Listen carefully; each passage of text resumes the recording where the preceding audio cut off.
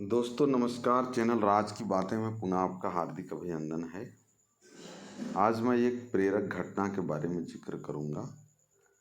इस प्रेरक घटना में बताया गया है कि दान किनको दें। हम जो दान देते हैं, बोला जाता है कि सुपात्र को दान देना चाहिए। इस प्रेरक घटना के बाद हम सभी को एक नया आइडिया आएगा कि हमें किसे वास्तव में दान देना चाहिए। तो उस दिन सवेरे 8 बजे मैं अपने शहर से दूसरे शहर जाने के लिए निकला। मैं रेलवे स्टेशन पहुंचा, पर देरी से पहुंचने के कारण मेरी ट्रेन निकल चुकी थी।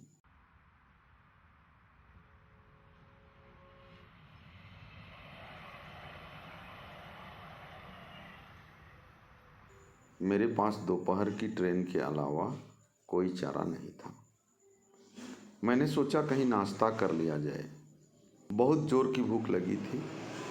मैं होटल की ओर जा रहा था। अचानक रास्ते में मेरी नज़र फुटपाथ पर बैठे दो बच्चों पर पड़ी। दोनों लगभग 10 से 12 साल के रहे होंगे।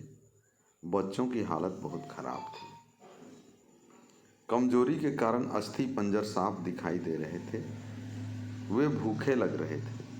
छोटा बच्चा बड़े को खाने के बारे में कह रहा था और बड़ा उसे चुप कराने की कोशिश कर रहा था।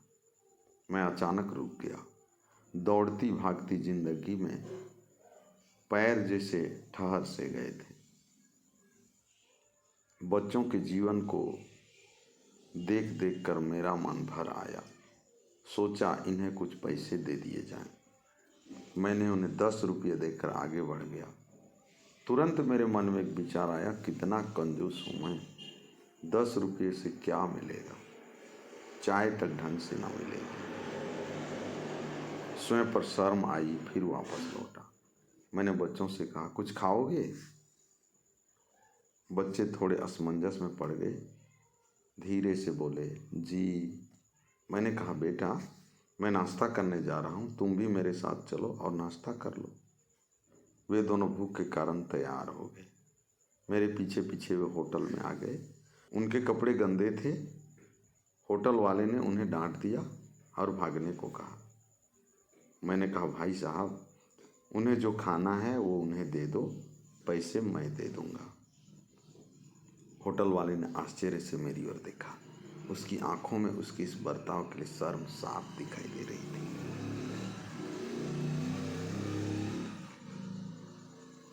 बच्चों ने नाश्ता, मिठाई व लस्सी मांगी।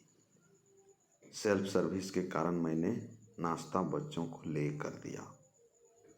बच्चे जब खाने लगे, उनके चेहरे की खुशी कुछ निराली ही थी, अजीब लग रही थी। मैंने भी एक अजीब आत्मसंतोष महसूस किया। मैंने बच्चों को कहा, बेटा अब जो मैंने तुम्हें पैसे दे दिए हैं, उसमें 1 रुपये का शैम्पू लेना, हैंडपम्प के पास जाना, नहा धो लेना, अपने कपड़े, हाथ पैर और बाल को जरूर धो लेना, साफ कर लेना, और फिर दोपहर शाम का खाना पास के मंदिर में चलने वाली लंगर में खा लेना। मैं नाश्ते के पैसे चुकाकर फिर अपनी दौड़ती दिनचर्या की ओर बढ़ निकला। वहाँ आसपास के लोग बड़े सम्मान के साथ देख रहे थे। होटल वाले के शब्द आदर में परिवर्तित हो चुके थे। मैं स्टेशन की ओर निकला। थोड़ा मन भारी लग रहा था। मन थोड़ा उनके बारे में सोचकर दुखी हो रहा था। रास्ते में एक मंदिर आया। मैंने मंदिर की ओर देखा और कहा, हे भगवान, हे परमात्मा, आप कहाँ हो? इन बच्चों की ये हालत, ये भूख आप कैसे? दूसरे ही क्षण मेरे मन में विचार आया, अभी तक जो उन्हें नाश्ता दे रहा था वो कौन था? क्या तुम्हें लगता है तुमने वह सब अपनी सोच से किया? मैं स्तब्ध हो गया। मेरे सारे प्रश्न समाप्त हो गए। मुझे जवाब मिल चुका था। ऐसा लगा जैसे मैंने ईश्वर से बात की। मुझे समझ आ चुका है।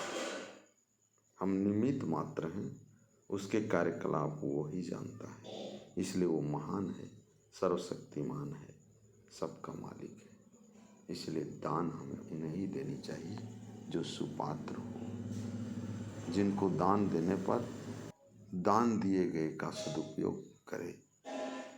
उससे उनको आत्मसंतुष्टि मिले, तब वह दान सफल दान होता है। तो यह घटना कैसा लगा कमेंट्स में ज़रूर लिखिएगा।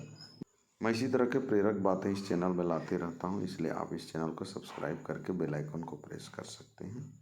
बहुत जल्द मिलता हूँ और एक प्रेरक प्रसंग के साथ। तब तक के लिए thank you, all the best.